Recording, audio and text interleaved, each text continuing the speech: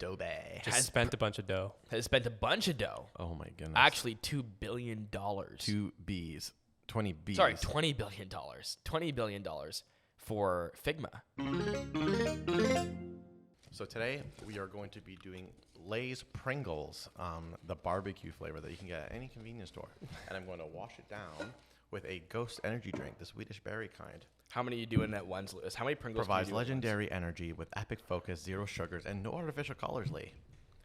This is where your ad spot could be. Great job, Lewis, doing Thank the you. ad. How many Pringles you got in your hand? I have 1, 2, 3, 4, 5, 6, 7. I have 9.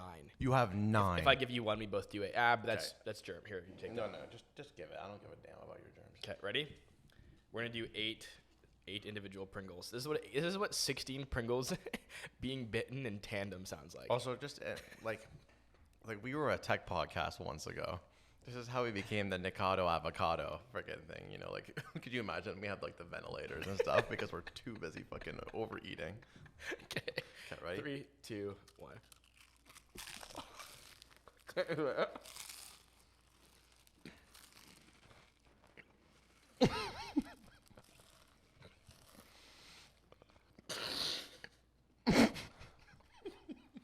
How did you fit them all? How did you fit all the chips in your mouth? Bigger mouth. I said. Huh? Man, that's significantly harder than it looks to put 8 chips in your mouth. Did you flip them upside down? No. You just put them all in there one bite? Dude, that's impressive. I could not even get close to it. Anyway, thank you. I could probably do 9. Flex. You want me to do 9? No. You're gonna choke. The pod's gonna be 3 minutes long. 'Cause Well, we'd save on camera battery, that's for sure. yeah, true. Okay, we needed a snack because it's gonna be a long episode. But We We went to Vegas. oh yeah, we're back. We took a week off. No. How was the week off, Storm? It's good. Did you get into a new hobby, write a book, a novel, create a fictional world, All of those things actually. Nice. start an NFT project? Yeah. Well, so what did you actually get up to while we were gone? Just normal work. Did some shorts. You got a job? You have a job outside of this podcast? That's Well, we I'm missed you, shocked. Storm. We were almost going to do the podcast in Las Vegas. Well lit. But that's the thing about when you're in Vegas is it's just so hard. It's like a hard game to play. And us trying to do a podcast out there, we would have got wrecked. But what we did do was we did get a chance to actually experience some stuff that we've covered on the podcast. That was so cool. One specifically, Lewis did it first. It was called Birdly. Mm-hmm. We talked about it on the podcast. It was like that VR simulator where you're like a bird and you can like flap your wings and there's like a fan blowing wind in your face and you can literally feel like you're flying and you're like you're positioned horizontally on this like, you know, tilting back and forth mechanism. And I tried it afterwards. It was unreal. Oh, it was crazy. It felt like I was a bird. Yeah, like it's crazy because you lay there and then depending on how you tilt your body, you'll either go up or down, kind of like how a bird would go up in the sky and turn. But what makes it even crazier is that it's super immersive because it tilts your body according to where the video game is, as well as shoots air in your face faster or slower, depending on like how fast you're going. And there was times where like I was legit scared. Like you were to crash into a rock or something. Yeah, like I would like hit something and I would turn my head like that because I would be too scared to like. It's immersive. Yeah. Yeah. Was there obstacles like human beings throwing French fries and then you just went ballistic? Kind of thing? You lost all control of your body as you like flew towards those. Yeah, I don't know what it was. I was like I could taste the French fries. That's cool. It was fun, but there was also another experience where that was also VR, and it was called Army of Dead, and it was based off the movie. And basically, you go into this warehouse, and then you get into the back of this army military vehicle, and then everyone puts on their headsets, and then you're in a clone warehouse, like a digital clone of the space that you're in physically, and you're in a clone military vehicle. And if you grab like the metal poles that are in front of you, like in the game, like you'll literally feel a metal pole because there is one there. Yeah. And basically you go on like this 15, 20-minute mission where you're killing zombies as a team. and it was incredibly. You could look over and you could see your friends, and they were there physically in real space, but they were also there In virtually. the virtual, yeah. And you could call them for backup, and together, 2 of us had shotguns, 2 of us had automatic rifles, Yeah. and we just basically slayed zombies to complete the mission, and it It got was crazy. awesome. Yeah. It was a lot of fun. And then, like, again, similar to Birdly, if you were going down like a ramp, I guess you could say, in the bus in the game, it would tilt the bus so that it just, oh man, I mean, it makes you feel like VR's gone a long way. Oh yeah, and they put a lot of work into that. Like, just imagine if you were really in a military vehicle and you were standing up and it was like off-roading on this like bumpy road, like what that would feel like on your legs, because it's like you're standing up, you're not seated. Yep. Lewis, were you I was standed, yeah. So you were standing as well. If that's So- the word, standed. standing. Yeah. So I don't know what the other 2 experienced because they were sitting, but for us standing, No, I think everyone, Caden, so there was 4 of us. 3 of us stood up. Caden was the only one seated, I believe. Okay. Friend of the podcast. Friend of the podcast. Check out episode 23 and 24. yeah, previous guest. But yeah, your feet, it was like hard to keep balance. Like there was times where you felt you were gonna fall over. You had to like grab something because the truck simulated what the vehicle was doing. Yeah. It was really fun. It was insane. So in a way, we were doing applied learning. Rather than talking about the future, we were experiencing it. Yeah, For a week. exactly. Maybe we should do another segment on that next week, because I feel like we have a lot to cover with that. But I mean, we also have a lot to cover this week. Oh yeah. I mean, maybe it's time to jump into the intro. Yeah, sure. Welcome to the Fast Forward Podcast. I'm your co-host Lee. And I'm your co-host Lewis, and welcome to the fastest growing Canadian tech podcast in the universe. This week we're going to be talking about one of the biggest acquisitions in tech history, of recent history, Adobe's Figma acquisition, as well as Walmart's new innovative virtual model technology. And we're going to be talking about the world of video games. Some huge news. Some news that would make a rock star go crazy. Oh, wink, Sorry. wink, hint, hint. We're also going to be talking about some miscellaneous stuff today. One is about ass. Ass. Yeah. Like that kind of ass, or like a donkey. I hate to do this to you, but you might have to wait. And then in the rewind, Lee, we're going to be talking about your favorite phones. Cool. Oh, an Android? Androids. I was kidding, but is that who we're talking about? That's what we're talking about. All right, cool. Well, why don't we start with this? Let's roll the intro. This first big acquisition. You did it. The first story, Adobe. How do you pronounce this, by the way? Adobe. I say Adobe. I say Adobe. Is there like a actual official pronunciation for this? I feel like everyone says Adobe. You're the only person I know that says Adobe. Like you make 'Cause, it like- sound like very Canadian. Like Adobe. Adobe, eh? Adobe. Yeah. So according to Wikipedia, Adobe. the English pronunciation is Adobe. Okay, so like I'm a baker. I'm just a weirdo, I guess. So for the Adobe. baker, a baker was making a piece of bread shaped like a bumblebee. That's how I remember. Adobe. Adobe. Yeah. All right, fair enough. Adobe. Well, Adobe Adobe. Just spent a bunch of dough. has spent a bunch of dough. Oh my goodness. Actually, $2 billion. 2 B's. 20 B's. Sorry, $20 billion. $20 billion for Figma, which if you're a listener of this podcast and you don't know what Figma is a UI UX design tool to design apps, kind of like Photoshop, but it's on the cloud. We've actually used it for a really long time. But What I love about, just to give some background to those who don't know Figma. So yeah, like if you've ever used Photoshop before, you know that it's a bit restricted. It's almost like they took Photoshop, or Photoshop was built for one thing, editing photos, and then it's been used like as things to design UI, UX, applicate, but it wasn't meant for that. So Figma was like the first one that really makes you iterate over things very fast. It's a very amazing tool. And it doesn't feel like you're kind of like using a tool that was built for something else as a secondary use, yeah, a quick timeline from Adobe's perspective is, as the mobile apps and the websites and the web application space grew, designers were choosing between tools like Photoshop or Illustrator to create these designs.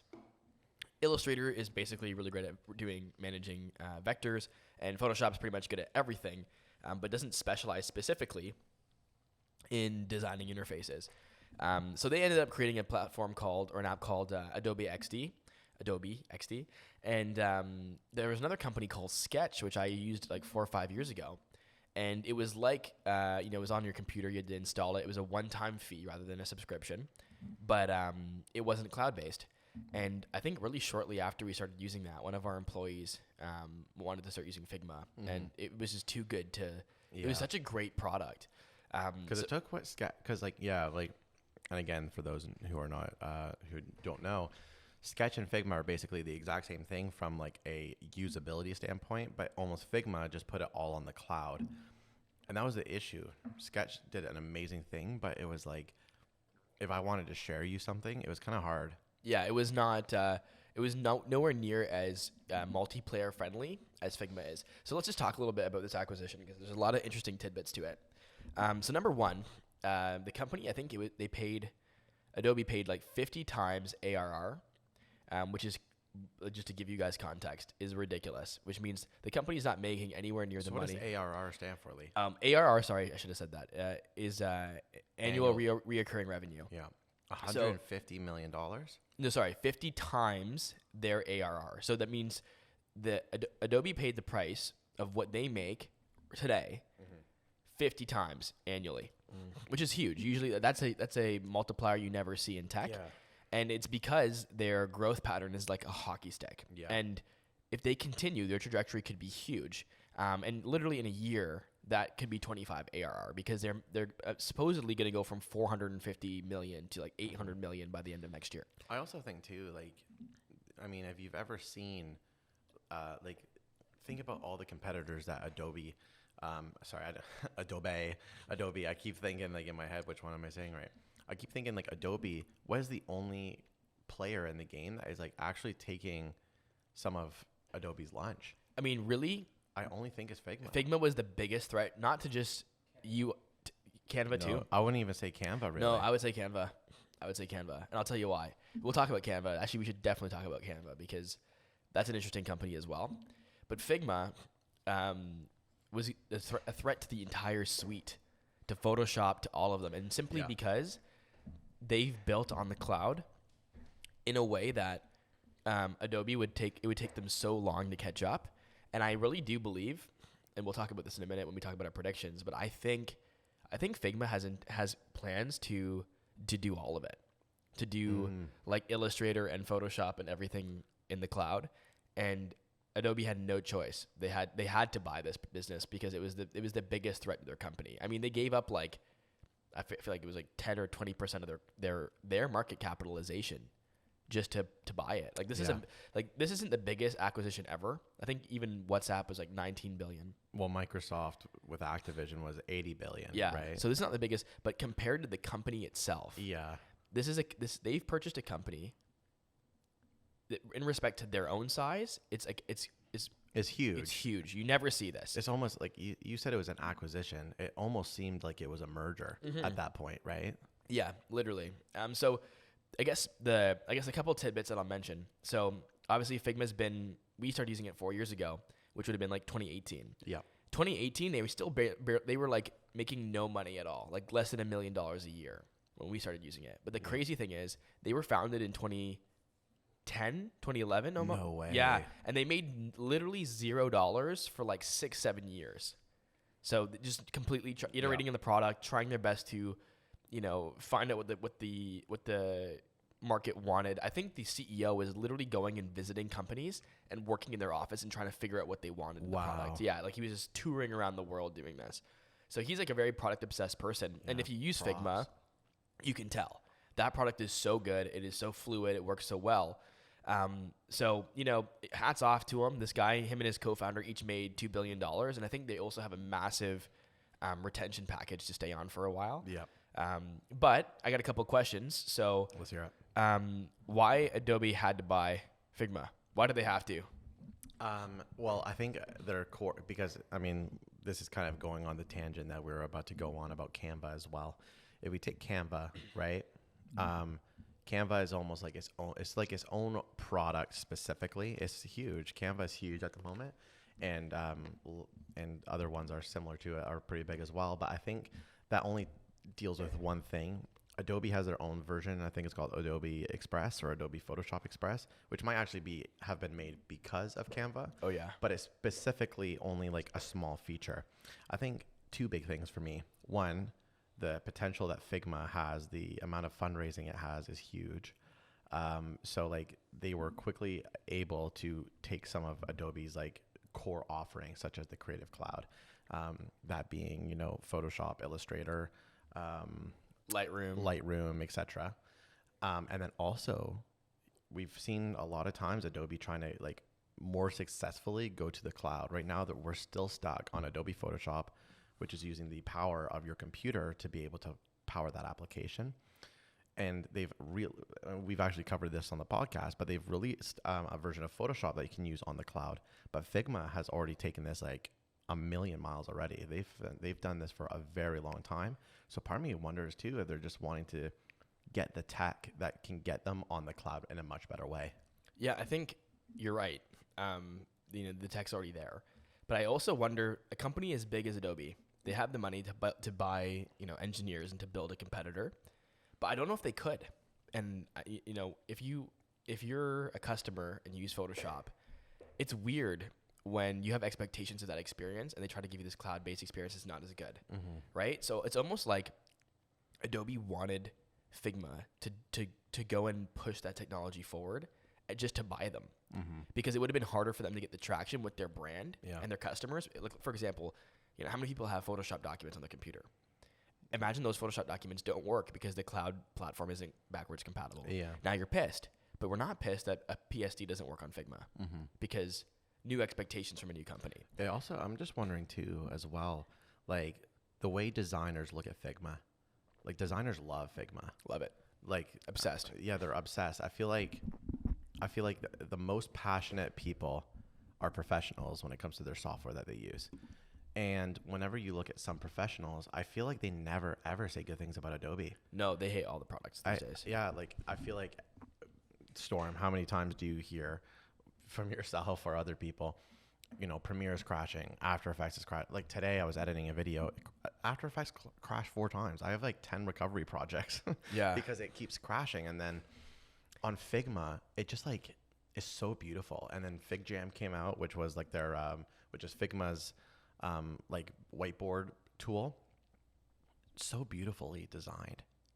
And the thing is, the way that the cloud works is fundamentally different than the old way of doing things. Like back in the day, Photoshop, you'd have maybe 4 different versions of Photoshop out. You'd have like CC, Photoshop 4, Photoshop 5, Photoshop 6. Yeah.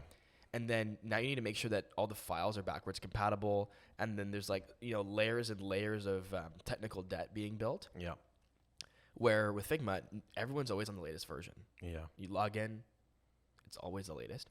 Which there is pros and cons to it, right? But I do think that specifically what you're talking about, like with everything being on the cloud, it just makes it makes like these errors that feel like they should have been fixed years ago. Because I mean, we gotta really realistically think about Adobe and the engineers that work behind it. Extremely talented people, but the issues is that they have like a million things that they have to fix, and it's not easy to do it when like Storm's working on a laptop. We're working on 2 different MacBooks with 2 different versions, with 2 different architectures, perhaps. Yes. Versus on the cloud, it's always one device, right? Or it's just the browser. It's just the browser. And the thing is, and that was the other thing that made Figma so special, is Figma came during that very beginning of, I think it was OpenGL. And I remember, Lewis, you and I were talking about OpenGL because it was... WebAssembly. Yeah. So these, back in the day when we were doing trying to do these awesome high-end websites, this technology allowed us to do like animation in the browser, blah, blah, blah. Yeah. And it basically is where the browser is able to take advantage of all the components in the computer, within the browser. Yeah. And he was smart to say, now is the right time for creative softwares, creatives like professional software, to move from, on your computer to the cloud, kind of like project management software has for a while, right? Basecamp, Asana, Trello, like that's been a thing. So those softwares are prime evidence that that's what professionals want, is they want it on the cloud. They want, that type of experience, the collaborative experience. They want it to be, accessible at any time. But it was just too hard to do it The technology wasn't ready yet. So right when the technology came, he knew that people wanted it. And he built the tool to do it. And I mean, props to him because it was a huge sale. Yeah, I think Figma, like from a technical, like you are more like design minded, so you will definitely appreciate that, like in terms of the user experience.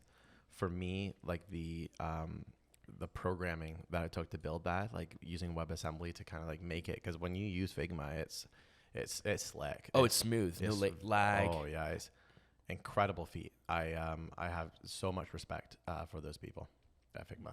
My last question is, what will Adobe do to the company? Do you think they'll make it part of their Creative Cloud? Do you think they'll just run it completely separately, but at least have a monopoly on the game? Do you think they'll integrate them completely? Do you think they'll ruin Figma? That's what people are saying. Well, I actually had a presentation that I created, but it crashed when I tried to run on Figma, Adobe Figma. Nice. No, I'm joking. I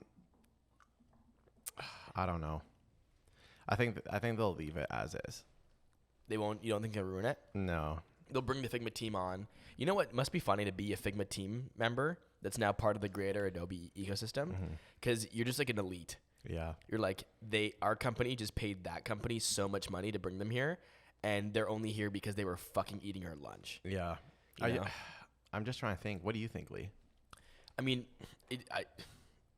I don't trust Adobe. No, me neither. If they are smart, they will literally let Figma operate all of its cloud platforms. So, Adobe, I don't know if they're going to change the name. Maybe they'll keep Figma the same, but then I think they should let this team build the Photoshop, the Lightroom, maybe the Premiere, right, on the cloud. I think they should just they should take this opportunity to like repivot their company, let's start burying the hatchet with these with the old ones. Like, again, it's getting to a point where these softwares, like, they need to be rewritten. They're just so old. Let's start migrating to the cloud. And then, like, when you have like extreme cases, like, you want to build like Pixar level shit, bring on the outside of that. The great migration to the cloud for creatives, honestly, it's what's going to end up happening. The great migration. The thing that is fundamentally different about the cloud versus the way that we've always done things at an agency, like we're like the prime customer. We use all these softwares at work, is that files are weird. When I have a file and I send you the file and then you edit it, my file becomes out of date, and then Storm picks up the old file that I had and wasn't editing off the work that you did, so now he realizes he did some extra work he wasn't supposed to do, and we have to send files back and forth, and we have to load them up. On the cloud, that just isn't a thing. Like, you just send the link, and it's always up to date. Now, one thing this is literally the only thing I don't like about the cloud. Can you guess what it is? Can't access it offline. Yeah, which is definitely a pain point, but like, how often do we experience that? Well, we don't often, but when we do it, it's really irritating. Yeah. It's kind of like, when it happens, it's the worst thing ever. Yeah. As horrible as it sounds. It's just, you're just not working that day. Fair enough. Well, the last thing I have about this is the CEO, or one of the co-founders and CEO, Dylan Field, was part of the Teal Fellowship. Are you guys aware of that? The Teal Fellowship, like Peter Thiel? Mm-hmm. Okay, what about that? He every year he gives $100K out to someone to drop out of school and pursue a project, and so Dylan Field was one of them for Figma. Vitalik was one for Ethereum, but it's pretty funny. It's like kids don't stay in school kind of thing, like Peter Thiel. Like, it's pretty cool to see like projects like that. Like, you drop out of school and then a few years later you're selling your company for $20 billion. It's pretty. That's wild. crazy. Yeah. The Teal Fellowship. Yeah, you can see it. There's a couple like cool. The world's youngest self-made billionaire was a Teal Fellowship recipient. Wait, which one? What's his name? Austin Russell. Oh, Austin. Okay. Austin. Austin? I did that video on my channel about all the... The roster's pretty crazy. Like, I always use like sport analogies, but it's like the number one feeder school for successful people right now are like on this Teal Fellowship. So pretty neat. Oh, dude. Boyan Slat from the ocean cleanup. Yeah. Dude, this is like how you get like instantly clouded. Yeah. That's awesome. Oh, Scale AI too. Wow. Scale AI. So that's another one that we talked about on the podcast. He's I think he's currently the youngest billionaire. Yeah, it's nuts. It's nuts. Well, speaking Speaking of billionaires, beat me to it, Storm. I was gonna say top 20 on the top 20 list. What's her name from Walmart? Whatever their last name is. The whole Walton. family, the Walton The family. Waltons. She's in the top 20 for richest people on earth. Their so, whole family is just like covering the Forbes list. yeah. And honestly, we talk about Walmart every once in a while on the podcast, and they always seem to be doing some pretty innovative stuff. I like the company. I gotta respect Walmart. Yeah, they're because- staying in there. Because like I feel like Walmart, when you look at Walmart, they're like, you would think of them as being like the Sears, you know, like the great, like the David and Goliath, the Goliath that falls, but they've been like putting on a fight, and I think everyone's been winning. They've been hitting the gym in the summer. You know what I mean? They're Like, having a hot boy summer. In the winter. in the So that they winter. can flex in the summer. Yeah, literally. They've been just going ham, and they're staying in the fight. They just refuse to lose. They're just like, nope, Amazon's not going to dunk on us. No. When you think of the typical customer of Walmart, you don't think of like technologically savvy. So it's interesting that they put so much time and resources into. Yeah. They know they need to. The future is on tech, and at the end of the day, the Amazon customer is everybody. Sorry, the Walmart, actually both customers. Walmart and Amazon make stuff for everyone. And, they've done it again. They've recently released the Be Your Own Model feature that lets customers virtually try on clothes. If they upload a photo of them basically in their underwear, they get access to try on 270,000 different items that are in the library. And basically what it does is it puts it on your body, and it's, I guess it's apparently using like machine learning and neural networks to basically make it so that the clothes actually fits you the way it really would. The way it flows off your body, the shadows, everything. What are your thoughts? I mean, I think that's pretty cool. I mean, it's like, If it works. if it works. Clothing shopping's the worst right now. I have skepticism about it. So the thing is that I do not like, no matter what, I don't like uploading pictures of myself to a cloud. You know what I mean? Like, period. I usually get paid to do that. You know, like Walmart wants me to do it. Integrate with your OnlyFans. Yeah, this is this is Walmart like soft launching their OnlyFans alternative. It's like, take a picture of your underwear, bend over a little bit, we'll try on some clothes. You know, no, but like I think it's a cool feature, but again, it's sensitive information. We've talked about this a lot. So we've talked about, actually, I think we might have even sat around and brainstormed how could we make it so that you could try on clothes and do it virtually. And we did mention, like, okay, you'd have to scan yourself 3D, probably in your underwear. Mm-hmm. The part that I don't get, and it says that you use neural networks to analyze a 2D image and then use thousands of data points to determine how the garment will fit. And apparently this is coming from the same technology and techniques used to create highly accurate topographic maps. So you know those maps of, like, the Earth's elevation, like mountains. And Okay, yeah. So they have technology to like analyze the Earth to create those topographic maps, and apparently that's what they use here. But I just don't know if I trust it. Taking a picture and then understanding how the picture of that garment is going to fit in 3D. I always thought what you would do is you'd have an office at the Walmart headquarters, and you would put the garment on a mannequin, and then the mannequin, it would be able to like scan, how it fit to that mannequin, and basically like scan the product in 3D, so you know how it flows and how much space there is, blah blah blah. But this is saying they just use a picture, and they analyze the picture and they understand it. I think I could see how it can kind of work, because I mean for men specifically, like, clothes fit a little easier. Like, there's not a lot of different changes in a man. Like, mostly it's almost like you're scaling up. Like, we only get like Leonardo da Vinci's like proportions. Yeah, like shit. We're only a bit wider and a bit taller. That's all that men are, like, necessarily. Like, sometimes we have bigger muscles or we have bigger thighs, but it doesn't really change too much. But like with women, like, the whole world of clothing is just a freaking clusterfuck, because you can have bigger breasts, you can have more accentuated curves, you can have like broader shoulders, whatever it might be. So I think the neural network would probably be a good idea to do that, because then you can like estimate like what are the clothes going to fit like on my body type versus what's other things. And maybe not perfectly, but like maybe within like a 90%. Yeah. Well, that's accuracy. better than, like, imagine going on a clothing store. And for women, this is very true. You go in a clothing store, you see the model, right? It's a real life woman. And she's like not the same proportions as you. It's really hard to identify what that'll work like. or not. And that's actually one more feature that Walmart's also introduced, which is not the be your own model feature, but the pick your own model feature. And the pick your own model feature allows you, if you're not comfortable getting in your undies, pick your own model lets you pick someone that looks close to your size, and then you can try clothes on that person, and all the clothes will work. Okay. And this is like big brands too, like Levi's and stuff, and Champions and stuff like that are in part of Walmart's like 270,000 products catalog. Yeah. So I think this could be valuable for a lot of people, especially people that just don't want to like go to the Walmart to try on clothes. Like, when was the last time you went to Walmart to try on clothes? You know? Oh yeah. Well, when's the last time you go to Walmart to buy yourself clothes? That's not like Canada, or Canada Day or something, right? So, what I think is really cool is that from a business perspective, Walmart could sell this, like this software, like their APIs, whatever, and then they can make a lot of money off of it. They actually purchased another company to make this happen. It was called Zkit. Zkit. Yeah, it was. So they acquired a virtual try-on platform. Damn. Now the crazy thing to me is they beat Amazon to this. So Amazon doesn't currently have a tool that does this. I can see like the thing with like Walmart. I mean, and this is the advantage of the storefront, right? They have all the opportunities to be able to like, you know, try it all on and like have people in real life like take a bunch of photos of it, and they also have the catalog. Like, but that's the thing I don't get though, because Walmart is in person, so I feel like Amazon would need this tool more, and it's analyzing pictures. Actually, I think Amazon does have a feature like this.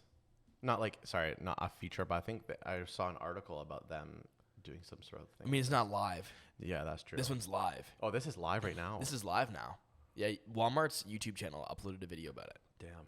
So if you guys want to get some pictures of yourselves in some underwear and try on some Levi jeans, give it a try. Hell yeah, that looks really awesome. I wonder what sound it makes when it, puts the clothes on you. Probably like a little like a, and then it like shows you your outfit. Yeah, that'd be pretty cool. Do you know who's also trying to make a sound right now, Lee? No. You don't read the show notes, Lee? I'm pretending I don't know.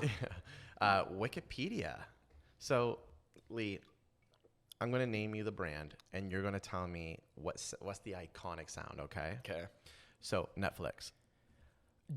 Yeah, literally. Kind of like, I think that's kind of like like that kind of thing. Like, is that what it's trying to represent? No, it's significantly louder and more deep. It's like, man, it scares you. If you don't realize how high your volume is, and you just like open your TV and you click on the Netflix app, and you're just sitting there, and it just comes right in your fucking face. McDonald's.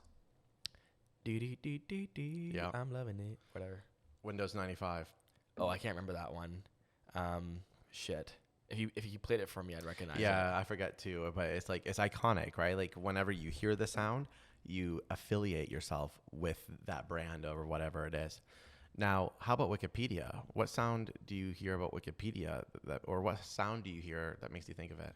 Okay, I'm trying to think. So I open Wikipedia. Is this when you open the app, or how does this, like, when will the sound play? Just like, so I'll read you what I said here. So they want to increase the visibility of Wikipedia from people who share it. Like from stuff from the articles, there's lots of reactionary content out there or things that like is referencing Wikipedia. But they want it to find a way that you can instantly recognize Wikipedia no matter who's listening to it, etc. So I think if Wikipedia had a sound, it'd be like, what do you think number one is going to be like? I think it's going to be wiki. You just got Wikipedia'd. But Wikipedia is so like, you just use Wikipedia like a verb kind of, eh? Yeah, like I Wikipedia'd it. Well, no, I don't think you say that, but like I found it on Wikipedia. I think it needs a sound that's for everybody, like or like why does it sound like game show music to me? I don't know. It does, yeah. I'm trying to think though, because like what represents knowledge? It's like paper. So to me, but like, the thing is, paper is really old school, and Wikipedia is kind of like maybe like you know when you think to yourself, like you're like, what if they did like that, but then they reversed it? Like it was like a. Well, I'm excited to see what it ends up coming out with because hopefully it becomes iconic. I love Wikipedia. I love everything they do. I'm sure they'll come up with an epic sound. It's a contest. So we can submit ours. Yeah. All right, let's submit something in. So chop this up, Storm. Chop up Lee's like. At the end. Or I like that one. Subscribe to the podcast to find out if we win the contest. Well, we'll definitely let you guys know. Yeah. I just I don't understand exactly where it's going to be used. So they were saying that when somebody like source or cites Wikipedia, they want a sound so that they know like what information is coming from Wikipedia. So they want to know like if you ask Siri, like, how old is Chris Hemsworth? It'll be like, Chris Hemsworth is, and then play the sound after. Like, That's what I think they're trying to like Wikipedia from Wikipedia. Yeah, they're trying to find like a iconic sound that they can like affiliate with, like when you discover something off of Wikipedia. Weird. It's a weird thing to do and to pursue. In the article, it says you've probably listened to a podcast or a YouTuber read a paraphrase from a Wikipedia article without saying so.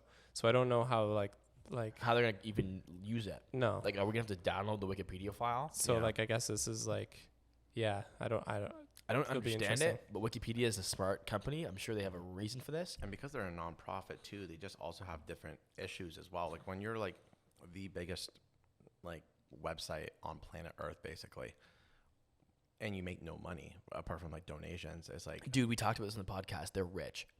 I know they're rich, but what I mean is that they have different problems, Yeah. right? Like they're a nonprofit at the end of the day.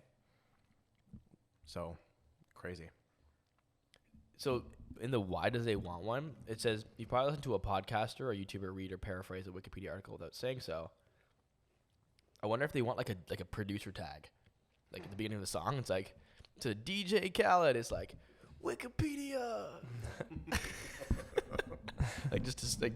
just to give him credit. Yeah, Wikipedia on the beat.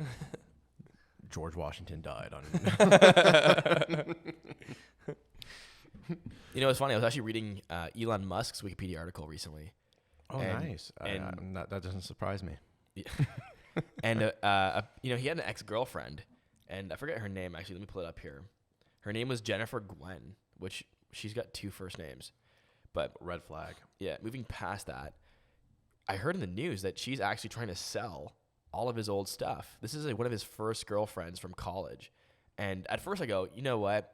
This girl's selling her old things from Elon. It's probably for charity or something like that. No. Jennifer Gwen is trying to secure the bag for herself. And Elon's not dead. Wait a minute. What made you think that it was for charity? That's what people do, right? They sell like celebrity stuff. Like if they know like listen, if Even like if you look at the Adam Levine drama that's happening lately, it's just all for clout. yeah, I mean, so she's in a way she's losing some of this clout because she's got these things. She has real memories with this guy. Like she dated Elon. They have like photos together, jewelry, blah blah blah. You'd think she'd wait till like they're both dead and like leave it to her grandkids to pawn it off. But she's literally, while he's alive and well, she's like auctioning off their. Is that not weird to you guys? It is definitely weird, but I think, you know what? Now's the right time to do it because right now, like, is the potential for like Elon's like peak, like popularity at the moment, So she's just trying to capitalize on the moment. Yeah. Maybe she's not doing that well financially. Here's the thing. Yeah, maybe not. She's selling love letters from him.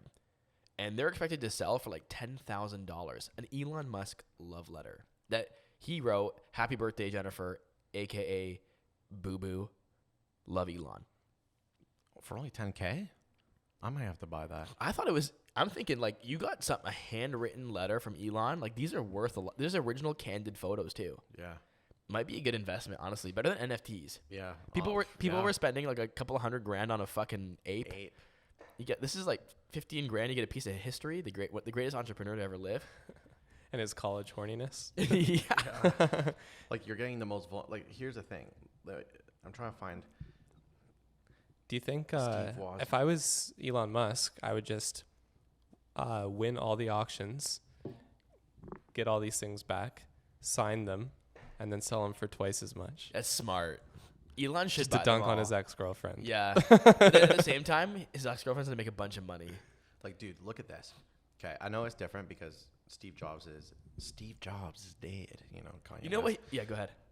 Guess how much? So there's a letter from Apple Computer Inc. in 1983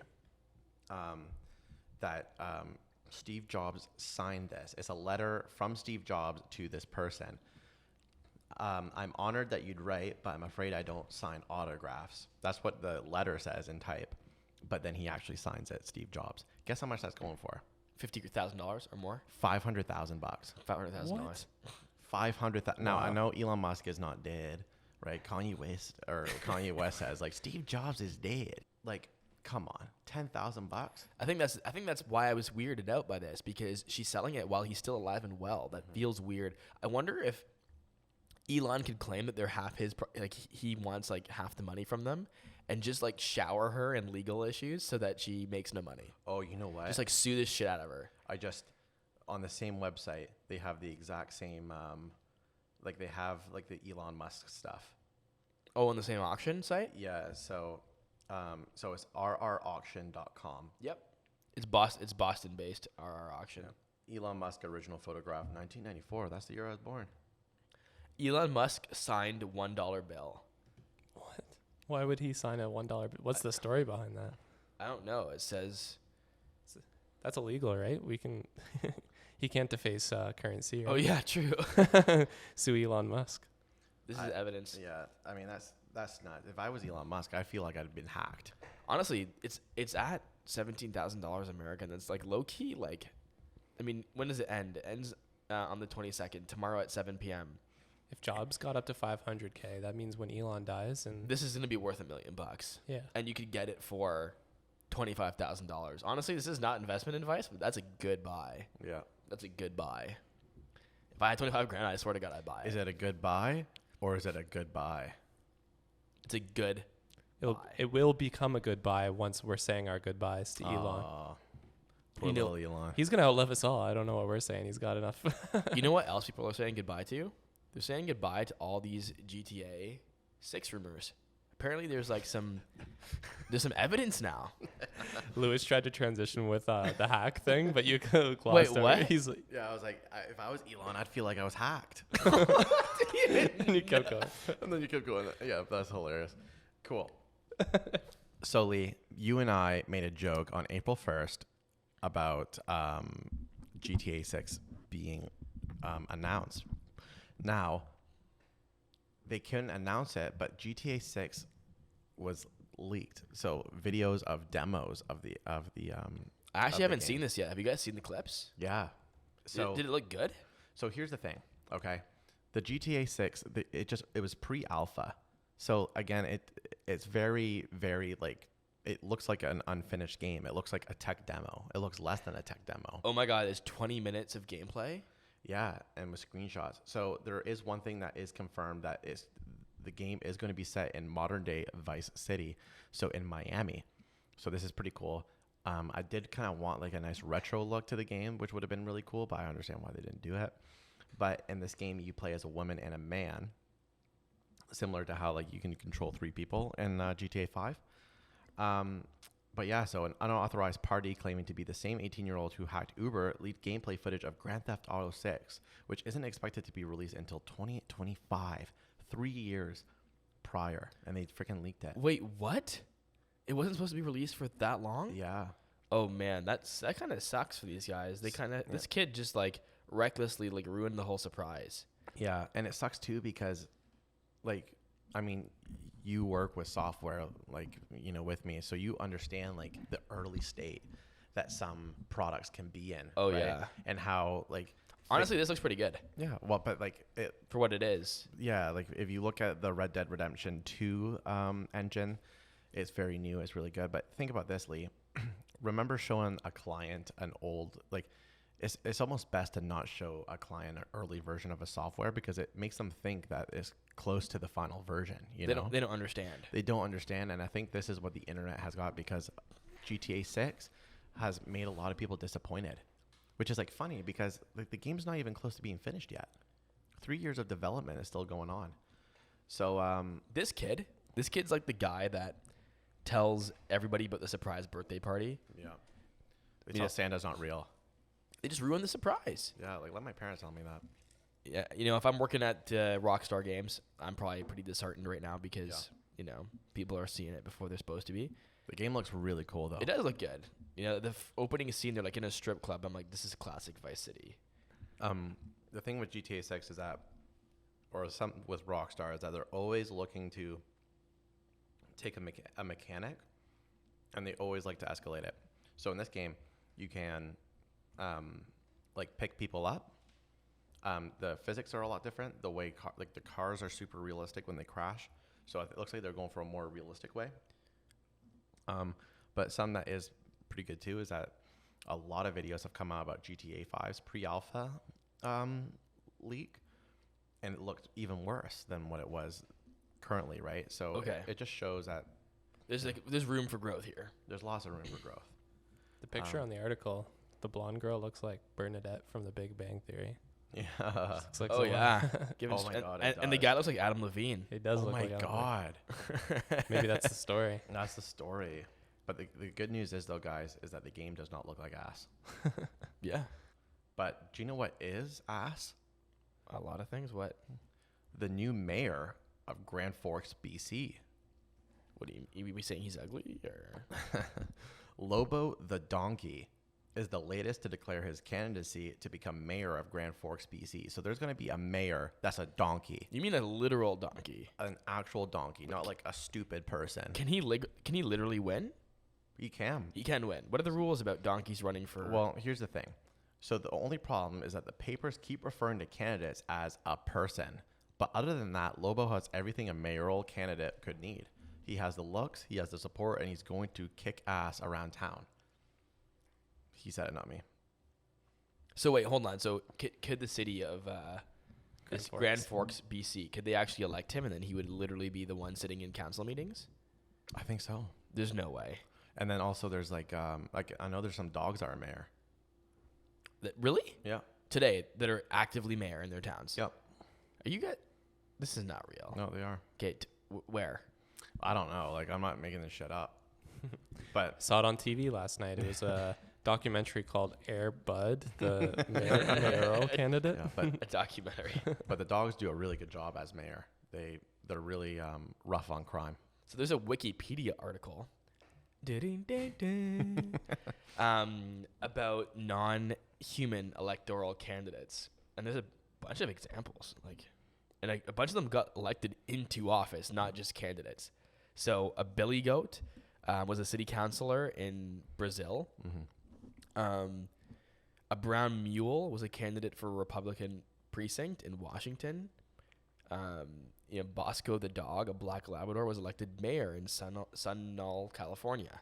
So this is not cap. Yeah, it's not cap at all. When dogs are mayors, it's a good thing. Well, how do you get anything done, though, if they're mayor? How do they get things done? They fetch the opportunities when it comes. You know what? A donkey probably does, actually, one of my buddies is running for mayor right now, so I can't really make an insult about mayors, I'm running his campaign. So, but, maybe in some of these cities, a donkey's going to get more done than an actual mayor would. Yeah. I mean, their president was an ass for a whole shit. term. So, So I'm really curious to learn more. Maybe I'll learn more in the next podcast. We can talk about it, about how these animals actually, do they have a handler that brings them to the meetings? Do they literally do a whole 4-year stint as well? You can't just be a mayor for a day. You have to do the whole term. Yeah. Well, absolutely. That's a fun fact, Lewis. I got a question. What's that? What animal would you want to be mayor? If you can pick. A dog. A dog? It's like a man's best friend. Yeah. It's the right animal for the job. They're compassionate. They're not selfish. They're responsible. Mm-hmm. They could probably do well with routine. They would show up to all the meetings as long as there's treats and food. I think they'd do pretty good. Yeah. And they'd probably save somebody if the building burned down. Yeah. What I like too is you would put them. They'd be really good as a tax in the tax area. They would be able to retrieve all the tax. Yeah, they retrieve the bone. They would retrieve. Yeah. I'd pick a sloth just to prove a point that they're not doing anything. They're taking too long. Yeah. Yeah. Dogs, they never have a rough day as mayor. Where can we find videos of these animals being mayors and whatnot? Would you look it up on a smart device maybe, or I don't know. I don't know, Storm. You know what else is I don't think you should be all Android robotic about it. I like Lee's better. Okay, wait. What was yours? Oh, I just says I don't know, Storm, but I don't know why you're being so much of an android about it. What were you saying? Lee said. I said, do you know what else is ass? Android phones. This is the best phone to ever exist. Lee, are you ready to hear the best phone that ever existed? We're talking about iPhone again? No, we're talking about Android. The very first Android was introduced to the world. Do you know what one it was, Lee? I actually don't, and I don't even fucking care. Okay. September 23rd, 2008. Google and T-Mobile introduced the T-Mobile G1, also known as the HTC Dream, the world's first Android-based smartphone. By raw sales numbers, today, Android is the world's most popular smartphone platform and the best one. So the introduction of the Android operating system was met with criticism for its lack of certain functionality and third-party software in comparison to more established platforms, but was still considered to be innovative due to its open nature, notification systems, and heavy integration with Google services like Gmail. So Lee, why is Android just killing it nowadays? The greatest thing Android ever did was exist as number 2. Because without there's number 2, you can't have a great number 1. You're a fanboy. I am. You are a fanboy. But it's the truth. Android's done a phenomenal thing. Do you know how much of a fanboy you are? How much? When you make things to eat for dinner, you say you're Tim Cooking. Yeah. Who told you about that? You're so much of a fanboy that when you need to do things for money, you call it a Steve Jobs. All right. I think we get the point. I'm a fanboy. Here's the thing. Such a fanboy that you were going to go to school to become a doctor, but then you heard that apples keep doctors away and they don't mix. And so you couldn't pursue that as a career option. Yeah, that was deep because they literally was going to. Really? Yeah, I'm brown, dude. I had only a couple options. I could have been a doctor or a lawyer, or I could die. Yeah. So anyway, no, really, Android. You're so much of a fanboy. All right, okay, one more. You're so much of a fanboy. The only thing you eat is mac and cheese. That was cheesy. How about macaroni and apples, bro? Macaroni and apples. Could be good. I'd eat it. Here's the thing. Android has done something phenomenal for humankind. How about this? But You're such a fanboy I'll get back to it. that when you see a hole in the wall, you assume it's an apple mouse. Put my finger on it? I don't get. What do you mean? Because there's mouse in the house. Oh. So you think it's an apple mouse. See, the first couple made sense. Now we're stretching. Storm's still trying to get that joke. Yeah, I'm still not there. Storm was like this. like literally blown away. Listen, here's the thing. Android has done an amazing. Don't even do it. Has done an amazingly phenomenal thing for humankind. Who has? Sorry. Android has. Okay. And what they've done is they've created all of these wonderful devices that don't suck enough for people to not buy them, and by creating these shitty devices, they have been, they're cheap, which like you said is the most popular platform in the world. Without them, how crappy would iPhones be today? They would suck. But Apple has had to consistently be 2 to 3 years ahead of them. No. And because Android's always technically been ahead of Apple. And because of that, Android has continued to push technology forward, right? In proxy with Apple, not themselves, of course. I'm just saying with Apple, there's like I could name 100 things that Android has done before Apple. What does that have to do with anything, though? Because Apple, it just shows that Apple copies. No. Apple doesn't copy. Yes, they do. No, and I don't want to we don't want to do this rabbit hole again. Apple makes one flagship phone with a couple of variants every year. Android is still one. I'm talking about iOS versus Android. Yeah. So when you talk about when you talk about features. So what I'm talking about, I'm talking about features. Android, it blows iOS out of the water. But the thing is, at the end of the day, Apple needs to make something that works for so many people that are paying a premium, and they let people try things out. They won't do it unless it's good. And definitely Apple has taken things from Android, but listen, Android took the whole fucking device from Apple. Apple pioneered they got rid of the headphone jack. They created the smartphone. How about this? Do you think app system? Do you think copy? Well, the app system is Android first. Do you think the copy and paste feature is an important feature? To have copy and paste on an iPhone? Yeah. I use it sometimes. What do you mean use it sometimes? You use it all the time. I use it daily. Android came about that first. Push notifications, interactive notifications. notification setter. Video recording is also a first thing by Android. Home screen widgets. They literally just introduced this the other day. I mean, you named a bunch of things, but like Gesture-based typing, disable built-in apps, automatic app updates, custom wallpapers, live wallpapers, multitasking capabilities, mobile payment. And how about hardware features too? 4G support, LTE support, 5 gigahertz Wi-Fi. I don't feel prepared for this right now because I feel like he's got the whole list. I don't have any of this. Listen, end of the day, here's the thing. Here's the facts. iPhone sucks. The most important, I'm peeing on Apple right now. the most important part of a phone is the chip inside of it that powers the whole thing. Apple is 2 to 3 years ahead of Android. When you buy a phone, says the Geekbench. Okay, who works for Geekbench? I don't know, but it's real. Okay, when you buy a phone, when you're done in a couple years, you're gonna sell it. Apple, industry leading depreciation costs. Your Androids will be worthless when they're done. Apple's you'll be able to resell for 80% of the value. Apple. All the best apps are built on Apple. iOS developers prefer to develop on Apple because they get more customers, they can make more money. Yes, video cameras, always industry leading. Battery life, industry leading. Ecosystem doesn't exist on Android for many, many reasons. Apple is the preferred.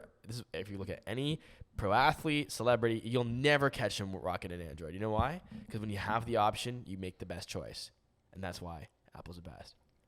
Android team. Whatever. Anyway, so tell us about this history, Lewis. What is they Already told the history. they made the first Android smartphone, and that's what we're celebrating right now. That's what we're celebrating. I think we're on to Snips now, Lee. Yeah, let's get to Snips because I'm fucking done talking about Android. Yeah, I'm done talking about Apple. Crappy. You know what? You know what's at the end of the day? This is the best part. Lewis, show the camera your phone. The camera on my phone. Yeah, show them your phone. Apple. Yeah, and show them your computer. Apple. What watch are you wearing right now? Apple Watch. So listen, for anyone that's watching, you'll find in life you got some politicians that say one thing and do another. We call these fucking Asses. Yeah, these are they lie, they mislead, they pretend to be one and they are the other. Is more. I like Apple. I'm just saying Android needs credit. Android is not crap. It can be number one. They're equal. Listen, there's only 2 and they're last place. They're not last place. There's only 2.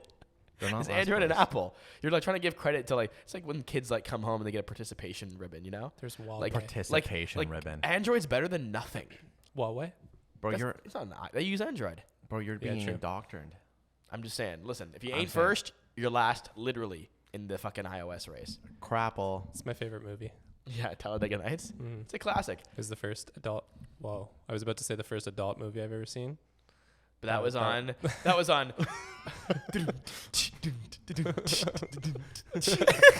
the Wikipedia. Speaking of sounds.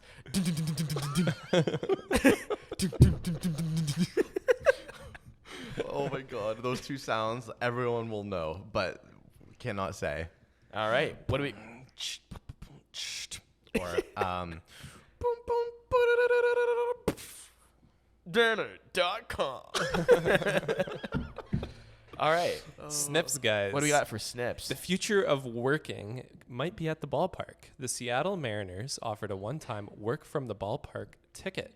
So people were able to buy this and be in attendance of the baseball game. They had an area where they had Wi-Fi connection, some internet, and lunch courtesy of the ball club. What do you think of the work at the ballpark concept? I think this is hilariously pathetic. They can't get people in the seats, so they're selling them $50 lunch included experience. So baseball, they play 6 out of the 7 days of the week. So often they'll play on a Tuesday at 3:00. So those are the games that they're struggling. Fair enough, but who wants to watch baseball? I mean, some people watch baseball, but it's just the idea that they want people to work from the ballpark just because they need to have people there is funny to me. Yeah. I think if they've got great Wi-Fi, they're gonna cover your lunch. It'd be fun to if we had a ballpark, we could be hey guys, do you want to work at the ballpark today? We could go there. Is it I think it's shaded? a cool feature. I mean, it's definitely pretty cool, but at the same time, I just don't want to. I'd be more interested in my Zoom call than I would be the baseball game, which is saying something. Yeah. Zoom calls usually suck. So as not baseball fans, but you think would you even trust your employees to have a full productive day? I guess. Oh, I guess totally as would. Baseball, sure. My only concern would be them passing out, but Yeah. at a baseball game. Yeah. But if they're there, I'm not worried about baseball distracting them. You know what I mean? right. I'd be more worried about them watching, women's volleyball or something like that, Oh. because they wouldn't be paying attention. They'd be Yeah. taking No, videos I all got the that. time. Yeah. Well, speaking of distractions, Hong Kong is putting in a new style of crosswalk that has ground level signal lighting, so pedestrians can see it while looking down at their phone. This is actually a thing already in Korea. South Korea, of course, not North Korea. Genius. Absolutely genius. You know how many times I've been looking down at my phone at a crosswalk and then I have to keep looking up to check the lights? It's kind of just dumb anyway, because it's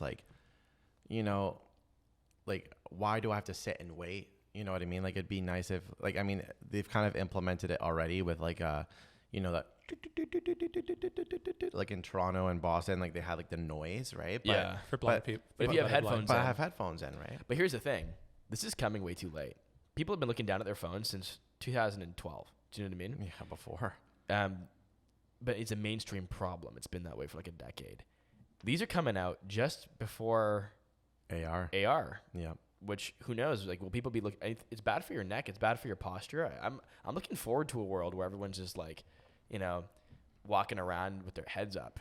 Yeah, but they're thinking positive. Yeah. No, but I think that it kind of makes sense that a government would come out with something 15 years too late, Yeah, it makes sense. But I think right now it's a great idea. Honestly, I would endorse this action. I don't know. It feels like it's maybe a bit expensive to install and connect all these lights on these crosswalks. So, Do you think you get enough of the taxpayers that would be interested in putting these in just for those damn kids not looking up from their phones? Or yeah, I think they wouldn't appreciate it. They'd be like, no, we're not spending all this money on this stuff.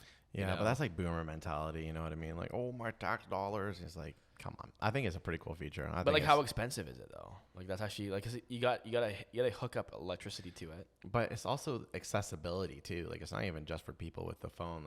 To me, I think I can see the crosswalk, the walking man, pretty easily. But imagine if you couldn't, right? You just have to trust other people. To me, having lights at the bottom there being red or green. Oh, it's light being shot on the ground. It's not a light up ground.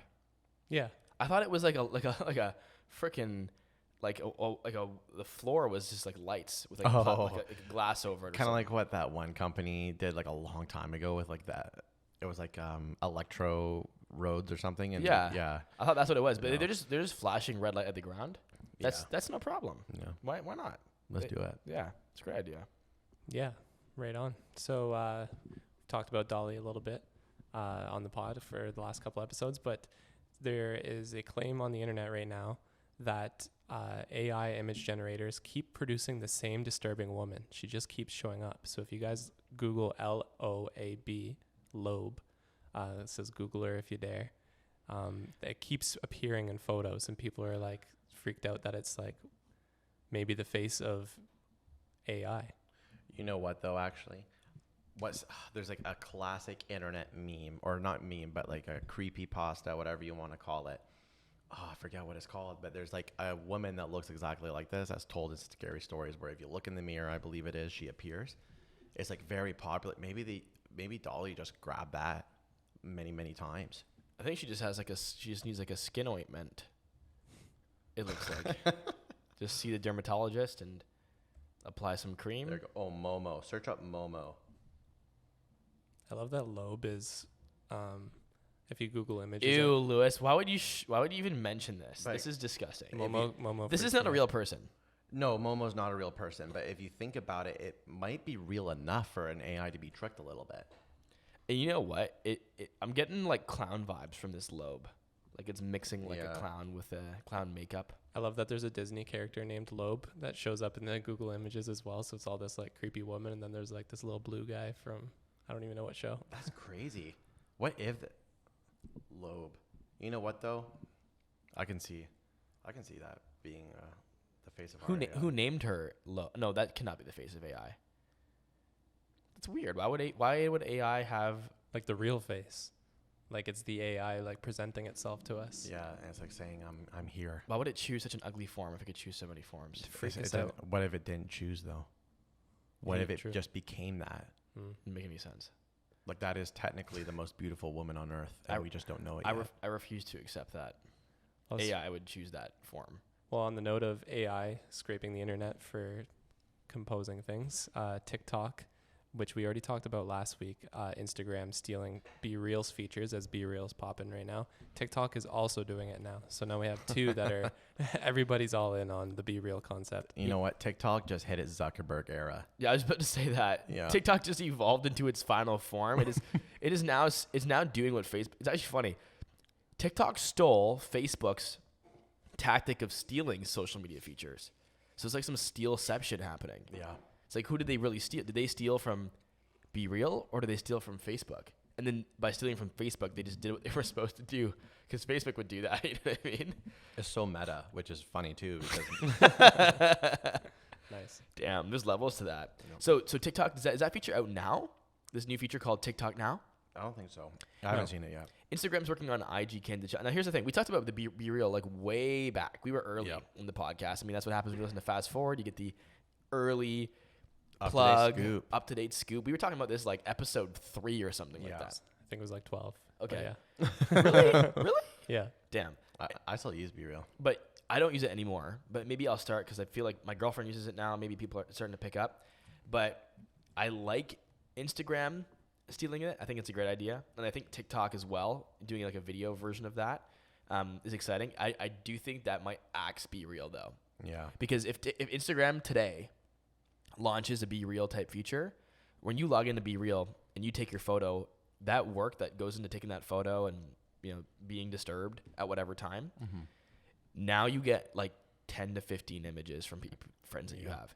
On Instagram, you do that, boom, 500 followers or that your people that you follow all have their BeReal like that's like or their Instagram candid challenge. They also have like the infrastructure to do, like right now BeReal, like the way they have it is they set it up so that like everyone gets the notification. So like they get a fucking swarm of people going to the application at once. That's like heavy load on a server. It's glitchy. Yeah, it's very glitchy. Yeah. So this is like, I mean, this could be this could be it for BeReal. Yeah. BeReal could be over before it got to become. Yeah. Well, it's been real, BeReal. Before it became what? I was just trying to use the word be. I was like, BeReal could be over before it could become beautiful. I don't know. The best. Yeah. There we go. Adobe Real. That's too bad for BeReal, but we'll see what happens. I'm looking forward to trying out these features. Episode 9 is when we told our listeners about it. See, BeReal. For the record. Not too bad. Speaking of infrastructure improving, the Ethereum merge happened this past weekend, which will cut its electricity use by 99.9%. So it's crazy. Everybody knows that crypto is not the best for the environment, but this is like a huge, huge, huge step for making it more friendly on the environment. So it's going down from 11 million tons to 870 tons. Wow. I mean, this has been on annual. Sorry. Very anticipated.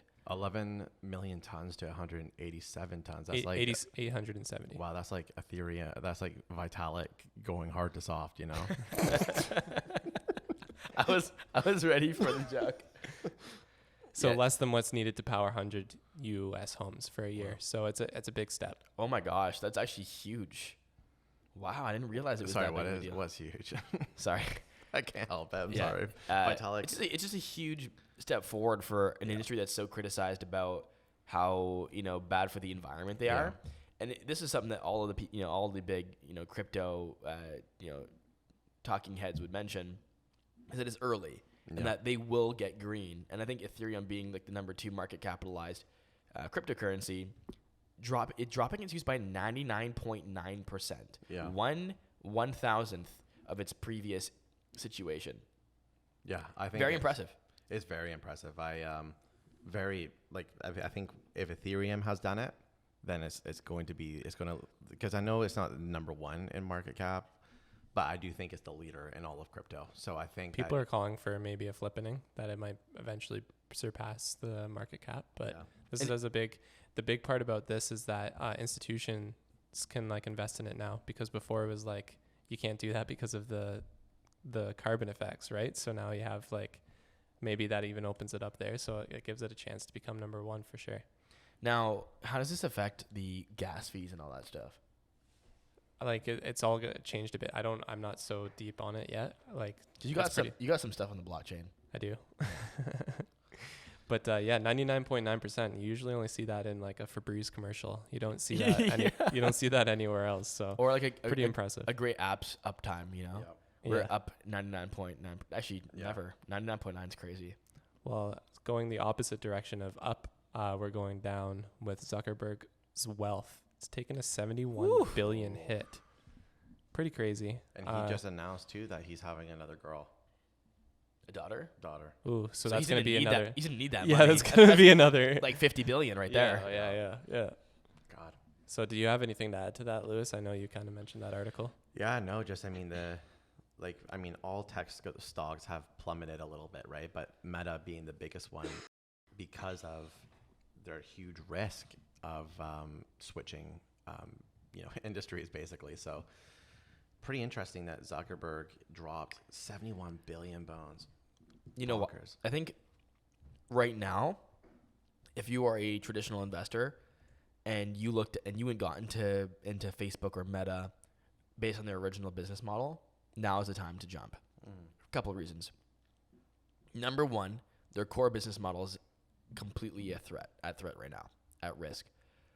What Apple did has proven that, and Google's going to be joining them soon, that because they didn't own the hardware, they couldn't create a moat around what they did. Yeah. They couldn't protect it. They had no defensibility.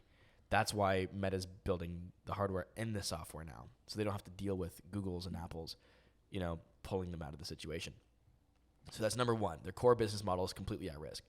Number two, you've got Zuckerberg leading the ship down a completely different path than what he has, their credentials for. At the end of the day, Zuckerberg's great at programming a social media company and then running one.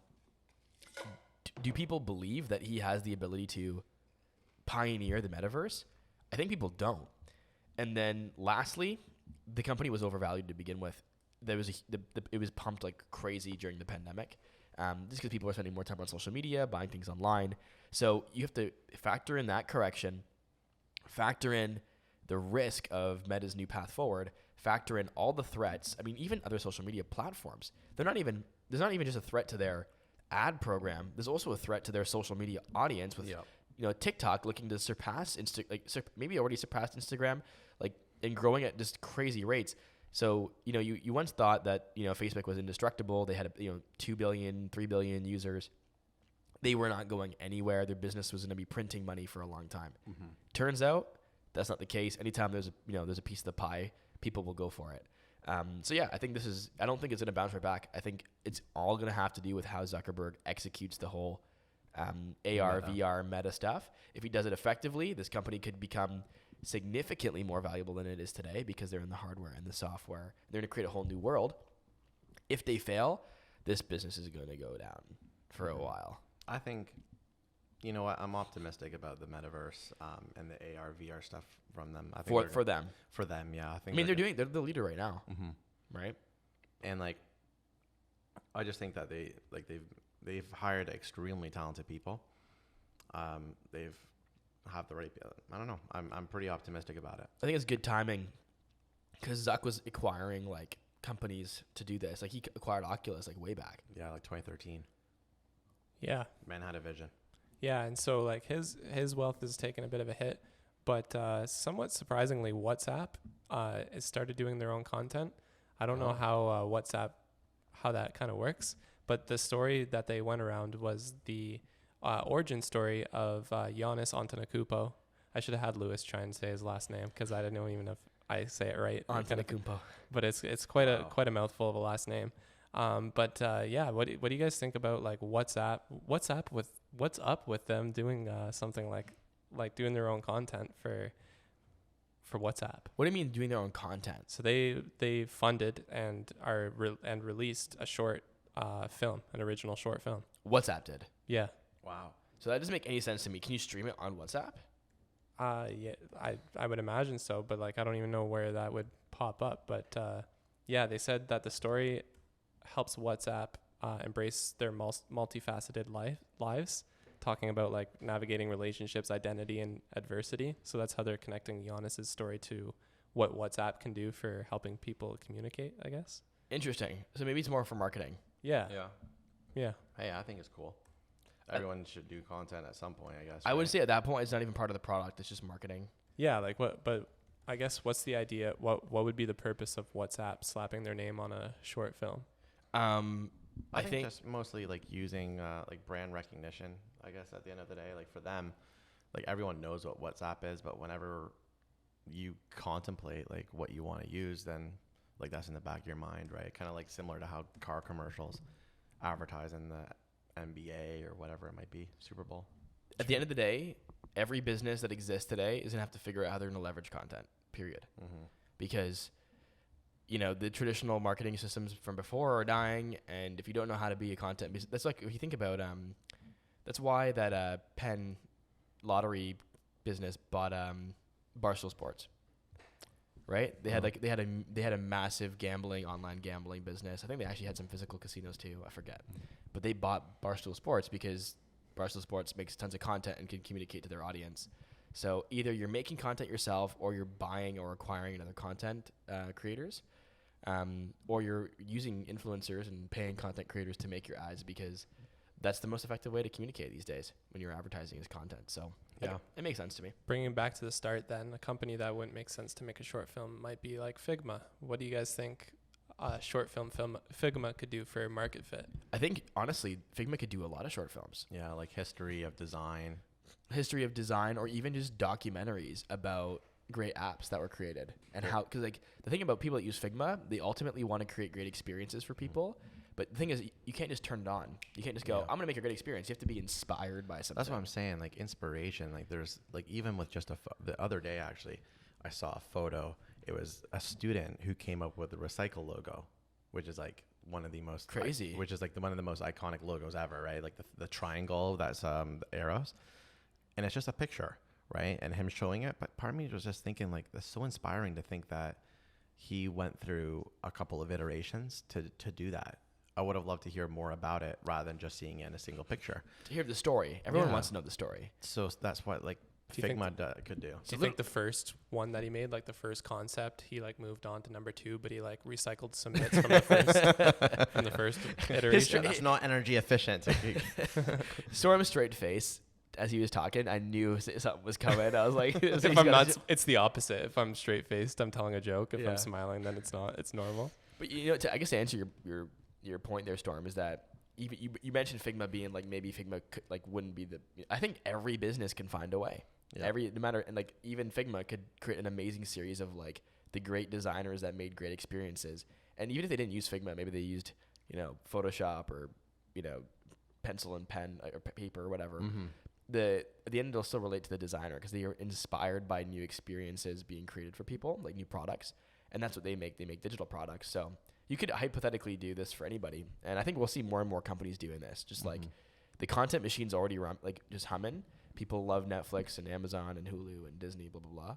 But we're going to be getting tons of content that's going to be literally just advertisements that are just so great. They're just great pieces of content, but they're just ads. And rather than companies buying an ad on Amazon or buying an ad in some reality TV show, they're just going to produce the whole piece of content to begin with. So what if on Netflix, you know how they're having the ad tier now? Yep. That way you can get a cheaper tier with ads, or you just watch this full 20-minute short film by Figma, and then you get free access for you have to watch their for a month. Yeah. I'd be interested to see how that works. Yeah. So speaking of Figma, it's time for the meme. Oh, meme time. What do you got? So Adobe saying, "Welcome Figma." That's funny. If you guys scroll down a little bit, it shows the full out photo there. But it's the scene from Toy Story where Sid, the neighbor, has a bunch of Frankenstein toys that are kind of all like messed up in their own way. And then over top of the toys, it's like, this toy is InDesign. This one's Acrobat, Illustrator, Photoshop. It'll be funnier when you look at her. Yeah, they're all busted toys that are broken and clearly recycled and, you know, swapping different pieces. Yeah, and like in Toy Story 1, if you've ever seen Toy Story 1, it's literally the baby head on the spider thing, or it's the the Ken doll head on the roller, or the duck head on the muscular man, but it's on a springboard. You know what I mean? It's like all these like botched toys. And you know what? Figma pulls in like Ken, Barbie Ken, probably like just super hot. fully calibrated. Just everything was Everything made on works. purpose. Yeah. Yeah. That's and in this, one piece. and this is what Adobe. You know what? This is the perfect way to describe Adobe products. You know. And do you think Figma's going to fall fate? I guess is kind of the idea, right? They're coming into the room. Is Sid going to be able to chop them up, or are they going to get away? Sid always finds a way. Sid will chop them all up. Yeah, and if Sid will do it, I think Adobe will do it too. Yeah. We'll send the clip of Lewis saying Sid finds a way to his girlfriend Sid. Sid, she always Out of finds context, a way. yeah. Yeah, out of context. All right, yeah, that's the meme. Sweet. That's Great the meme. episode. Love the meme. That was a great meme. Great meme storm. Well, Thank you for listening, everybody. If you enjoyed this podcast, make sure you subscribe on wherever you listen to your podcast, Spotify, iTunes, wherever. Make sure you give us 5 stars. We would really appreciate that. And if you want to see any shorts from us, we are posting on TikTok, Instagram, and YouTube Shorts. Sorry, I forgot what that last one was. Yeah. What do you think, Lee? I think it's a great episode. Thanks for listening, everybody. We'll see you next week. See you next week, everybody. Peace.